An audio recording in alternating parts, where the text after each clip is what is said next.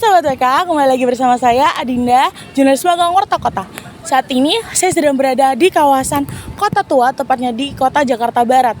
Dan di belakang saya ini ada Museum Fathahillah atau biasa disebut Museum Sejarah Kota Jakarta. Penasaran kan video apa sih yang ingin saya sajikan hari ini? Tonton terus videonya.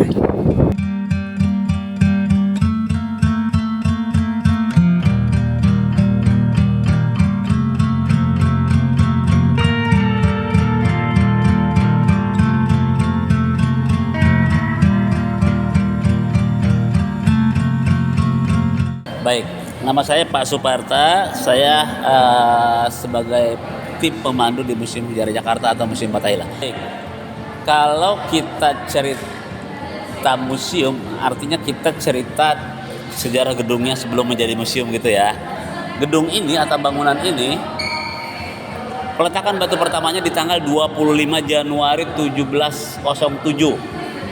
Nama gubernurnya yaitu Gubernur Jenderal Johan van Horn. Tugasnya selesai, digantikan oleh gubernur berikutnya, namanya Gubernur Jenderal Abraham van Riebeeck. Selesai pembangunan gedung ini di tanggal 10 Juli 1710. Gedung ini sekarang sudah berusia sekitar 314 tahun. Fungsi pada saat didirikan yaitu sebagai status, yaitu balai kotanya orang Belanda di Batavia, juga sebagai kantor Dewan Pengadilan karena di atas itu ada ruangan pengadilan. 1942 sampai 45 ya.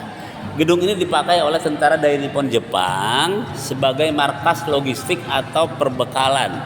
Jepang pun menggunakan gedung ini tapi tidak lagi sebagai balai kota, tapi hanya dijadikan sebagai markas logistik atau perbekalan untuk tentara Dai Nippon Jepang. 30 Maret 1974 pada masa pemerintahan Gubernur Ali Sadikin, gedungnya berubah fungsi menjadi Museum Sejarah Jakarta atau Museum Fathahillah sampai sekarang.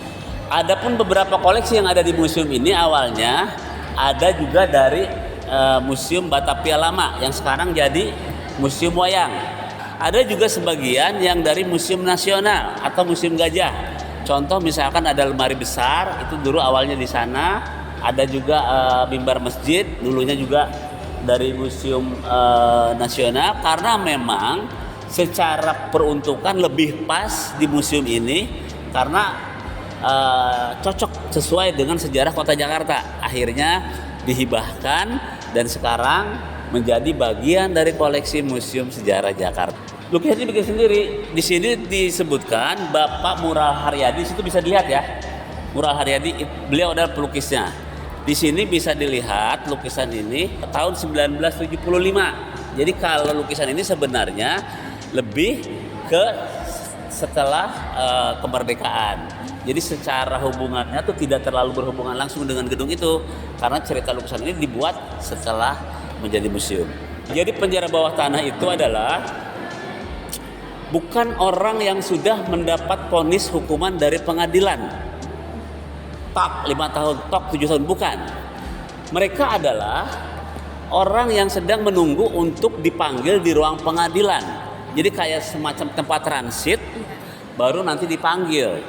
Jadi penjara itu bukan orang yang sudah mendapat keputusan karena pada saat itu memang tidak ada yang namanya hukuman penjara seperti sekarang itu. Yang ada adalah lebih ke misalnya hukuman gantung, hukuman pancung, seperti itu ya. Jadi di dalam ruang penjara pria itu kita bisa melihat ada, kita menyebutnya bola besi lah kayak semacam gitu ya. Bola besi mungkin dengan bermacam ukuran, ada yang kecil, yang sedang, yang berat.